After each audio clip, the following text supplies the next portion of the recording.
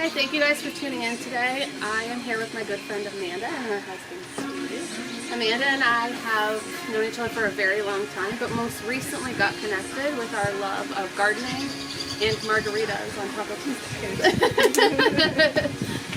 They are a wealth of knowledge. In this video, they're going to show you some different ways that they garden. They definitely have a unique style when it comes to gardening. Let's jump into it.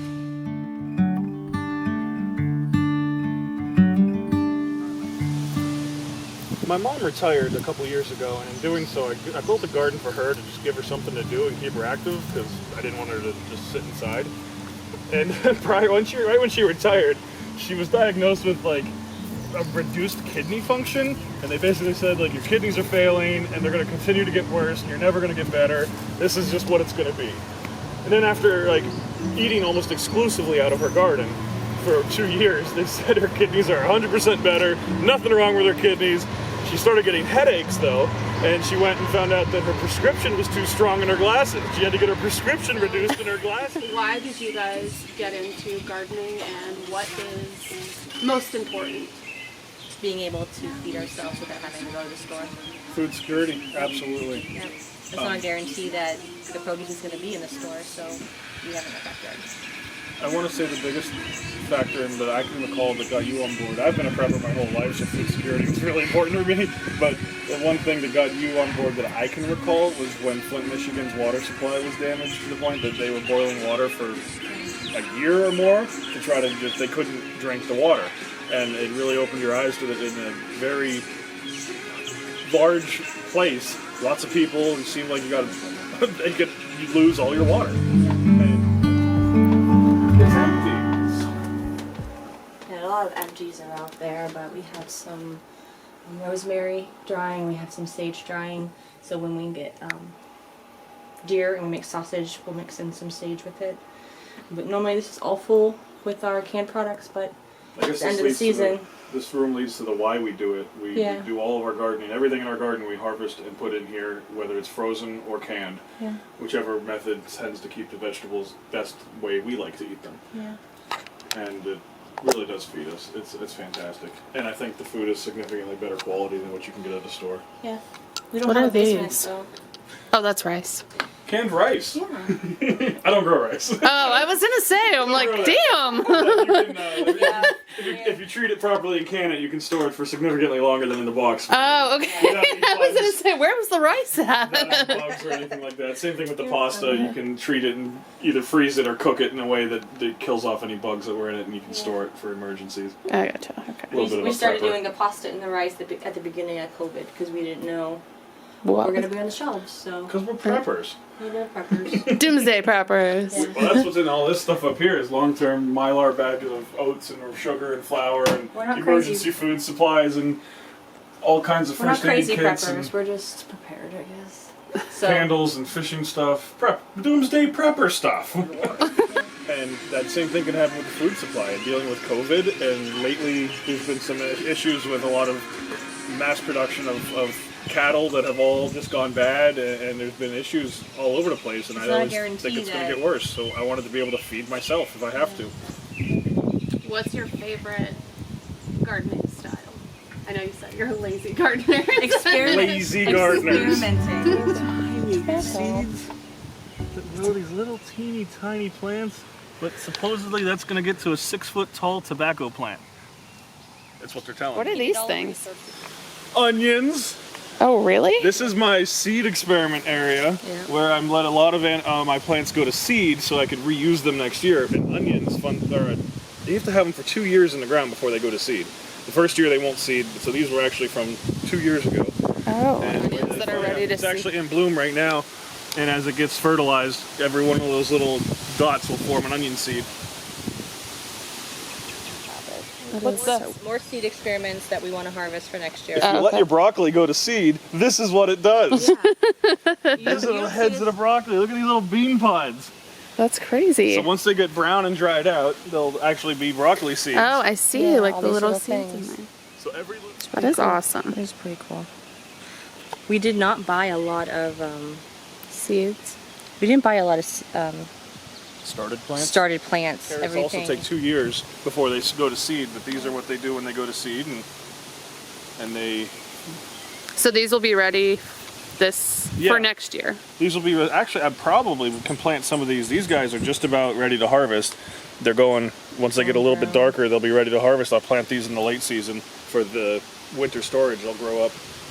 I'll probably plant them next month, and by the end of the year they'll be ready to put away for storage for winter. You know, experimenting, finding out what we can and cannot do, and being a lazy gardener. I don't like to pull weeds. Potatoes. Potatoes. Oh, okay. Yeah. This is stout bed. We love our potatoes. Yeah, come over there and these ones. It's grown completely in hay, so when it's harvest time, they just come right out. Super easy. You don't even wash them cool. off. It's You amazing. literally push the hay away and there's a potato.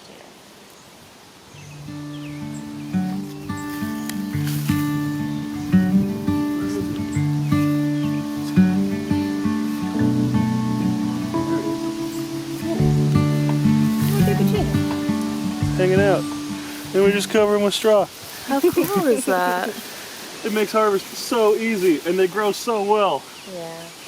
I recommend root stout method. So all you do is put down hay. Throw the spuds, the eyes. Actually, the first year we used some of your manure, and we put it down, just the couple bags of manure we spread out flat, threw the spuds on the ground, Put hay on top. piled hay on top. And then you just That's it, never touched it again. And when it's time And to what are all harvest, these? More potatoes. Just Oh, for okay. the bride. I mean, we both work full-time jobs, Yeah. and then recently you've taken over a business which adds another 20-some plus hours a week. So we're easily working 70 hours a week at work. So we can't dedicate our lives to gardening, but we want to do it so much that we are lazy gardeners. We try whatever we can, shortcut we can to garden, and all gardening isn't pretty. It's not perfect all the time. There's weeds to pull, and there's weed whacking and mowing to do, and it's not all pretty all the time. And part of the gardening style is very high population density gardening. And this is 150 heads of garlic, all in 4 foot by 4 foot space. And we will eat them. Gardening. And with this garlic, they were planted I think 3 inches on center from each other. But what that did was it stopped any weeds from being able to grow in between them. So I didn't have to weed them because the plant itself was so close together it shaded everything out. So just in this style of planting, and then the Ruth Stout method with the heavy layer of hay, it stops any weeds from growing in how we plant. So it really cuts down the work later if you do it right. If you do normal rows like they say on seed packages, they just have tons of room for all the weeds to grow. A lot of those are antiquated methods done so that farm equipment can still get through your rows. And if you're doing it in a home, smaller setting, you don't really need all of that space between your plants, which is something you slowly learn over time, which plants you can crowd together, which you can't, but I don't know We're not everyone. afraid to fail either. It's just a pack of seeds, you know what I mean? You try to follow the directions on the back, and if you fail, buy another pack. Try again. I don't know. We just try. Fail so many times. That's my thing is I was like, I don't want to have a garden where nothing grows. And then that happened to me, and I'm like, well, there's next year. We'll just start over What and can see I what do? happens. What can I do different? Yeah. Yeah. So as far as canning goes, do you can all summer long, or do you wait? How do Usually we you wait for the tomatoes to be ripe enough to pull, and there's a couple weeks that we do it in between ripeness. So, we experimented with 2 types of pickles. Those are my gherkins? Yeah, it has the clove flavor. So we did spears and chips. We use our own garlic and our own dill. That's what I love about it. And our own cucumbers. Own cucumbers.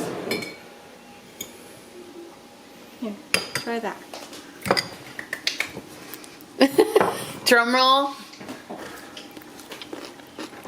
They're delicious. Isn't that amazing? They're so good. You remember one of the first years we started really canning heavily, we were inundated in the fall with canning. We were canning every day after work until, I'd get home at 2 o'clock. I'd start canning until 10 o'clock at night. We had And 2 rows full of tomatoes. We just had a lot. After that, we really started changing what varieties of plants we buy and when they come ripe to try to spread out that canning season so it's not just 5 weeks of canning. So hot kitchen. Yeah. And so our tomatoes are always going to can in a certain time of year. They just take that long. But we can grow our green beans earlier, which we do can green beans, but we don't need to can those at the same time we're doing tomatoes because we can do those earlier in the year. The garlic, we can do that earlier in the year. So variety choice in which species we planted and when we actually plant really changed and spread out our canning season, so we weren't overwhelmed in the fall with the harvest. We don't just can what we grow. We bought a lot of apples last year from Mason Farms, and we just wanted to preserve them, so we made applesauce. Like, we don't have an apple tree. Yeah. No ideas. But yeah, we don't can everything we grow. Yeah. How many times have you gone to eat an apple and it was like, garbage? So we preserve it. Not just the canning preserving of apples, but we got some of those the plastic milk crates that you see around, and we took newspapers and wrapped our apples in newspapers. Every apple got wrapped in a newspaper, and we stored them outside or in our garage, wherever it happened to be the best for us. We have a back porch, and we were eating those well into January and February. I mean, they sat out there for months, and they were perfectly fine. You just go out there and grab an apple and wrap it and eat it. It was delicious. Awesome. That is cool. awesome. So A fresh apple in the winter was great. There's a lot of resources and books and stuff about root cellaring, and those how they kept food before refrigeration, and humans did that for hundreds and hundreds of years. Yeah. So like that's tried and true. now. Like like a freezer is like cheating now, but there's all kinds of ways to store this stuff, and that goes into like the food security and the prepping style. Is that I like to know how to. You don't need refrigeration to can. Once it's canned, it sits on the shelf. It's shelf stable. And root cellaring and all these other methods of storing your food that doesn't require energy or refrigeration was something that I'd always experiment with and try with. I think this year we're going to try to store some of our cabbages over winter, because cabbage will store over winter in the same style. You just have to be careful of how you mix it in with other things. You get ethanol gases, which causes problems. So you just have a little bit of planning, but theoretically, you don't need any electricity to store your food. And outside of gardening, we hunt. So we also hunt not for the sport, but we hunt for meat to have in the freezer. Yeah. Because again, it's not a guarantee that there's going to be 2.5 pounds of ground at the store. So. And that's another. Come to us. And we'll come to you like we did. We will buy from you any day because we know where it came from. We know where the food came from. And food storing of the meat is another thing you can. You have to pressure can it, because normal hot water bath canning won't work, but we do have a pressure canner, and we actually make Greek sauce, and we can a bunch of Greek sauce and stuff, so it's just ready to go. But from the actual Lawrence Park Diner recipe, like their dry Greek sauce recipe, we take that with mix it with our venison, and then we pressure can it and put it on the shelf, and then when you want some, we just open the jar, and it's amazing. It's amazing. Yeah. That's so cool. We're harvesting some garlic. It's a hardneck garlic. Beautiful. Exactly what I wanted to see out of these cloves. So what we'll do is we'll bundle them up, probably like 8 together, and just hang them from the bricks. And let them dry out. These will be enough to regrow another 150 heads next year. We eat a lot of garlic and a lot of onion. And when we can all the pickles, I mean, you get garlic in every single one of the things we can, so we'll use all this in that. This is perfect. Luckily, my soil's good enough, it's just coming right out. That's awesome.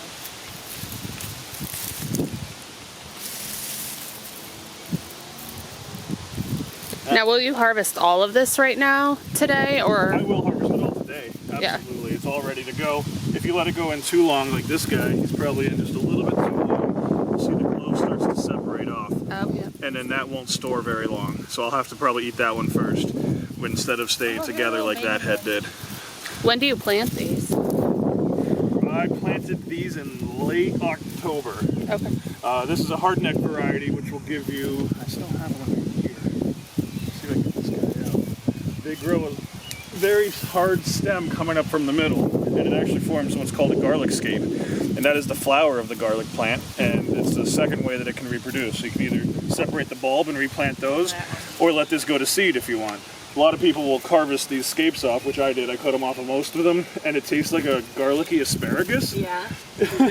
She doesn't like it, but I love them. So I'll cook them up like you would asparagus, and I'll just eat them that way. I've even canned them and pickled them, and had like pickled garlic scapes. I think they're delicious, but they're not hurt.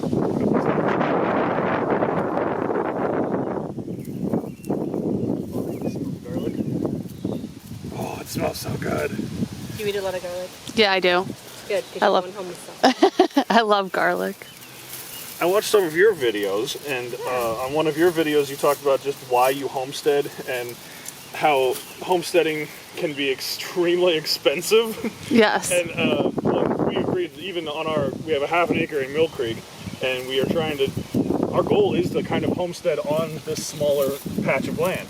It's just us two, so we don't have a family of 6 to feed, but all of our beds are made out of reclaimed materials that we got, because you can spend way too much money on this to make it justifiable. So I work in a shop, and whenever every pallet would come in with like new machinery and stuff, and built a bed out of it. And then even filling those beds, there's 10 to 12 yards of dirt in each one of these beds. So I found a method of gardening called hugelkultur, where you put a lot of punky wood and organic matter in there to fill up most of the bed. So in all these beds here, there was a whole bunch of old logs and stuff that I got that fills up most of it.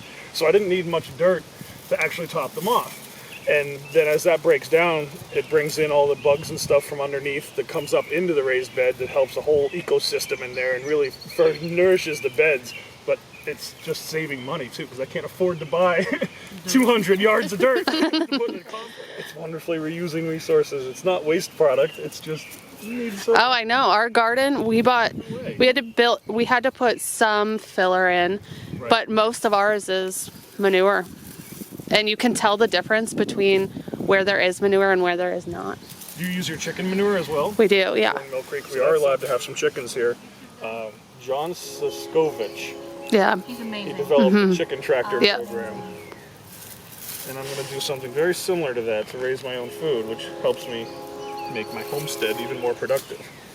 And then long term, there's a mess over there that I've been working on where I can actually raise perch. It's an What's aquaponics technique where you raise food fish, and the fish waste gets pumped into a garden bed, and the garden bed filters the fish waste and feeds your lettuce, and then the fish get clean water out of it, and at the end of the day you get fresh greens and fresh fish all on your same property.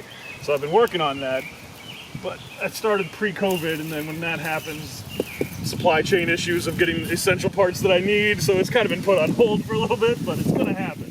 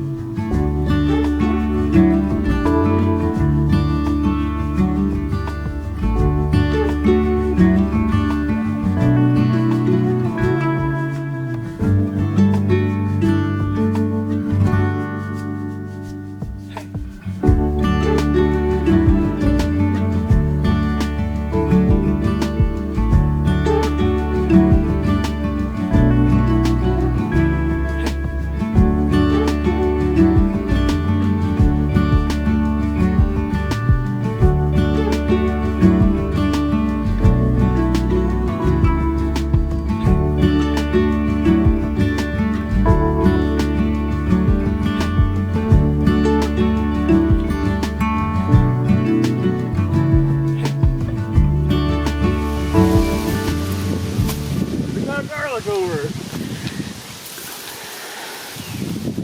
150 heads of garlic. 150 heads of garlic. In a 4 foot by 4 foot area. One thing, my brother and some of our friends, I really think they started gardening heavilier once they saw the success of our garden. Yep. A lot of them were just really afraid to jump into it because they didn't know what they were doing. So they'll send us pictures and like, is this a weed? I'm like, no, that's your broccoli coming out. So I think they're growing too. Like, I'm so excited we have this. I'm like, good job. Yeah. my peppers with some beans down the middle, and then a couple volunteer lettuces that I let grow because I like lettuce.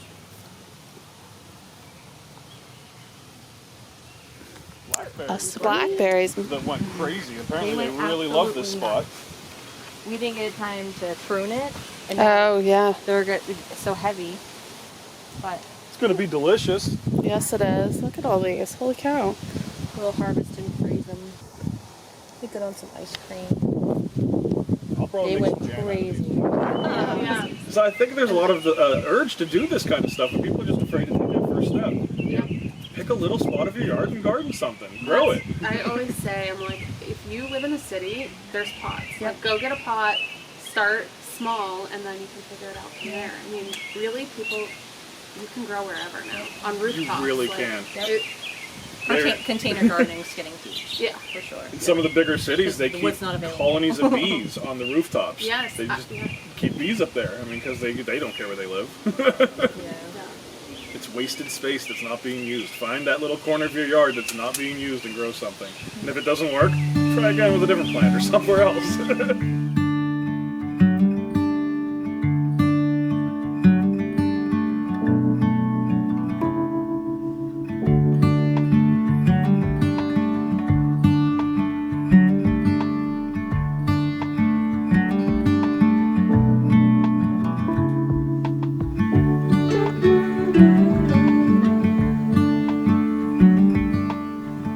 There it is! We're making lemons! We're gonna make one lemon tart.